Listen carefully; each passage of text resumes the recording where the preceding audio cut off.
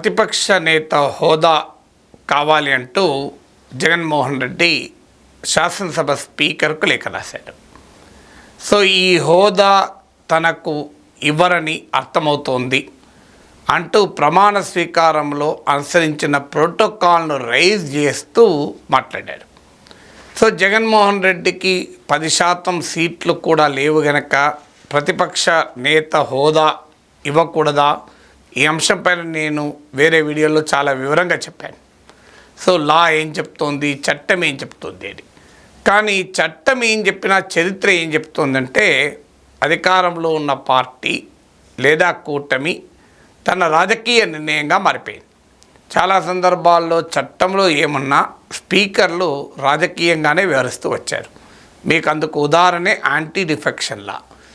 Anti defection law చాలా క్లియర్గా చెప్తోంది, ఒక పార్టీ తరఫున గెలిచిన వ్యక్తి ఆ పార్టీ తరఫున గెలిచినవాడు గనక అతను రాజీనామా కూడా చేయాల్సిన అవసరం లేదు. ఆయన కొన్ని చర్యలు కూడా voluntarily giving up the membership, స్వచ్ఛందంగా పార్టీ సభ్యత్వాన్ని వదులుకున్నట్లుగా భావించి డిస్క్వాలిఫై అవుతారని చట్టం చెప్తుంది.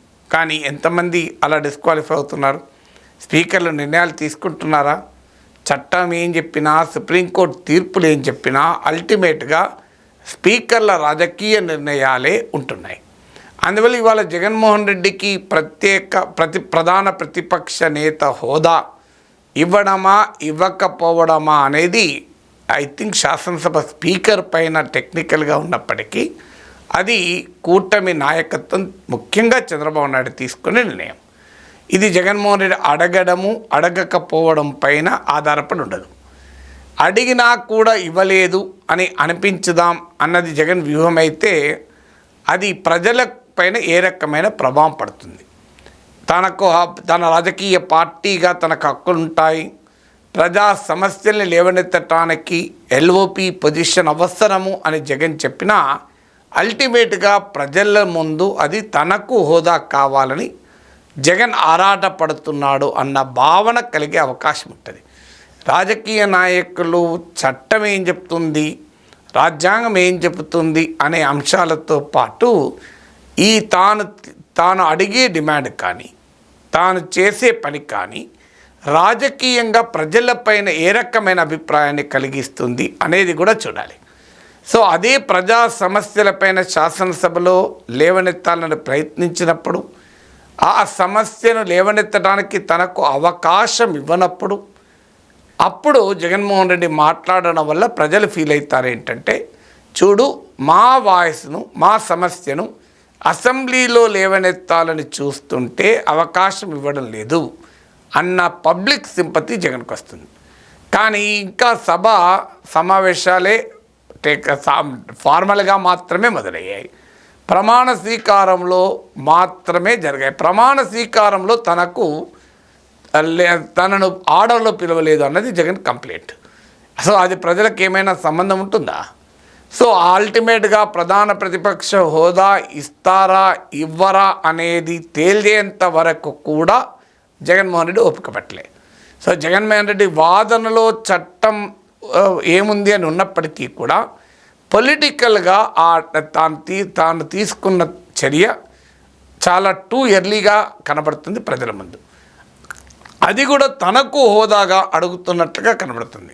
అది జగన్మోహన్ రెడ్డి తన లేఖలో ఇది ప్రజల కొరకు అడుగుతున్నానని ఎంత చెప్పినా కూడా ఆచరణలో జరిగేది అదే.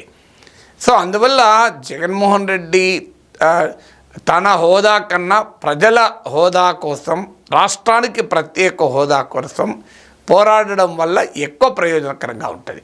నిజంగానే తెలుగుదేశం పార్టీని కూటమిని కార్నర్ చేయగలిగే అంశము ప్రత్యేక హోదా రాష్ట్రానికి ఎందుకు ఇవ్వకూడదు, రాష్ట్రానికి సంబంధించిన సమస్యలపైన, ప్రజలకు సంబంధించిన సమస్యలపైన సభలో ప్రధాన ప్రతిపక్ష హోదా ఉన్నా లేకపోయినా మాట్లాడే సమయము, ఇచ్చే అవకాశము, సభను ఏ రకంగా ప్రభుత్వము స్పీకర్ నిర్వహించాలనుకున్నారో దానిపైన ఆధారపడుతుంది. టెక్నికల్గా ఎల్ఓపి పొజిషన్ ఉందనుకుందాం. ఉదాహరణకు 18 మంది ఎమ్మెల్యేలు గెలిచారు, ఇంకో 7 గెలిచారు. లీడర్ ఆఫ్ అపోజిషన్ స్టేటస్ ఉంటుంది. కానీ ఆ అపోజిషన్కు టైం ఇస్తారని కానీ మాట్లాడిస్తారన్న కానీ గ్యారంటీ ఏమైనా ఉందా? తెలుగుదేశం పార్టీకి 23 మంది సభ్యులు ఉన్నారు. తెలుగుదేశం పార్టీకి 23 మంది సభ్యులున్న సమయంలో ఎల్ఓపి స్టేటస్ కూడా ఉంది. అయినా చంద్రబాబు నాయుడు పట్ల గత శాసనసభ ఎలా వ్యవహరించిందో మనం చూసాం కదా. సో అందువల్ల గతంలో జగన్మోహన్ రెడ్డియే ఇంకొన్ని సీట్లు పోతే ఆ leader of the opposition status కూడా ఉండేది కాదు, ప్రధాన ప్రతిపక్ష హోదా కూడా ఉండేది కాదు అని అన్న మాటలు ఇప్పుడు సోషల్ మీడియాలో చక్కర్లు కూడా తిరుగుతున్నాయి. మరి ఈ జగన్మోహన్ రెడ్డికి అప్పుడు ఈ లా ఎందుకు గుర్తు రాలేదు అనే ప్రశ్న వస్తుంది. మాలాంటి వాళ్ళు అది జగన్మోహన్ రెడ్డి విషయంలోనైనా చంద్రబాబు నాయుడు విషయంలోనైనా నేను 2019లో రాహుల్ గాంధీ విషయంలోనైనా స్టాండ్ ఒక్కటే. ప్రజాస్వామ్యంలో ప్రతిపక్షానికి ఒక ప్రత్యేకమైన పాత్ర ఉంటుంది. ప్రతిపక్ష నేతకు ఖచ్చితంగా హోదా ఇవ్వాల్సిందే అన్నది నా వైఖరి. అది 5 ఉన్నారా, 10 మంది ఉన్నారా, 10% ఉన్నారా, 5% ఉన్నారా అని కాదు. ఆర్ఎస్ఎస్ అధినేత మోహన్ భగవత్ చెప్పినట్లు they represent a counter view. అందువల్ల డెమోక్రసీలో వ్యూనే ప్రివేల్ కాకూడదు, కౌంటర్ వ్యూ కూడా ఉండాలి. అప్పుడే డెమోక్రసీ అనిపించుకుంటుంది. కేవలం ఒకే వ్యూ ప్రివేల్ కావడాన్ని డెమోక్రసీ అనరు. డెమోక్రసీ అనేది భిన్నమైన అభిప్రాయాల మధ్య ఒక ఆర్గ్యుమెంటేషన్ నడవడమే ప్రజాస్వామ్యం. అందువల్ల ప్రధాన ప్రతిపక్షాన్నిగా గుర్తించడం అనేది అది జగన్మోహన్ రెడ్డి అవసరమో వైఎస్ఆర్ కాంగ్రెస్ పార్టీ అవసరమో కాదు. ప్రజలకు ప్రజా ప్రయోజనాల కొరకు ఏ రాజకీయ పార్టీ అయినా, ఇవాళ జగన్ ప్రతిపక్షాలు ఉండొచ్చు, రేపు ఇంకో ప్రతిపక్షాలు ఉండొచ్చు. గతంలో చంద్రబాబు నాయుడు ప్రతిపక్షాలు ఉన్నప్పుడు కూడా నా స్టాండ్ అదే. రాజకీయ పార్టీలు తమ స్టాండ్లు మార్చుకుంటుంటాయి. తాము అధికారంలో ఉన్నప్పుడు చట్టం ఒక రకంగా అర్థం చేసుకుంటారు, తాము ప్రతిపక్షంలో ఉన్నప్పుడు మరో రకంగా చట్టాన్ని అర్థం చేసుకుంటారు. కానీ మాలాంటి వాళ్ళు చట్టాన్ని ఎప్పుడైనా చట్టం స్ఫూర్తితోనే మాట్లాడతాం.